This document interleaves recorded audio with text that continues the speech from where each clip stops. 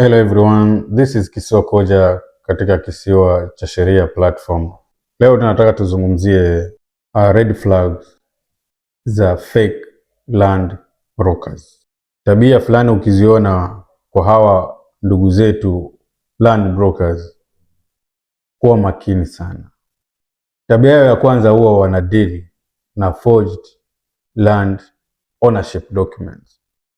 Pia wanaweza kuwa wanadeal na non-existing parcel of land. Na labda niweke wazi tu kwamba huwa hawa hawafanyi kazi peke yao.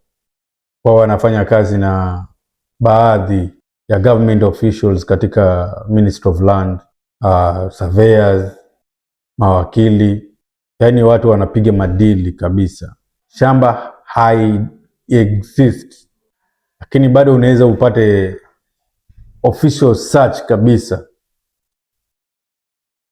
kwamba hii shamba iko, ama pengine hiyo shamba iko na mashida, lakini bado upate official search ya hiyo shamba.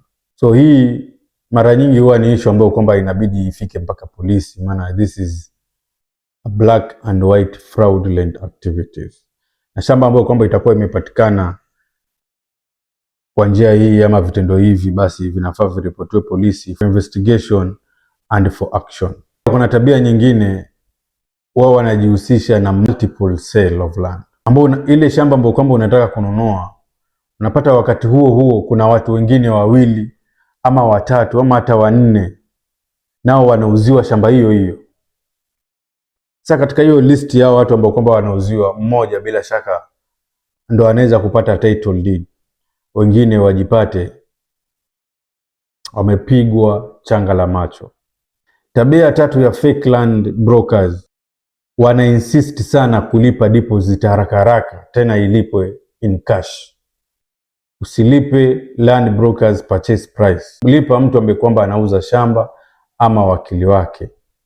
Wengine ama wengi wao huwa pia hawana physical office. Huyo mtu hata ujue ofisi yake iko wapi, wako wako na connection zote. Mwanzo ukifanya mchezo, hiyo shamba yako haitawahi pata mtu wa kuinunua, watazungusha tu huku na huku. So kama inawezekana uitisha license ama ujua ofisi yake kwa wapi. Most of the fake land brokers, they don't have a physical office. Tabia nyingine ya fake land brokers, wanakuanga na pressure tactics.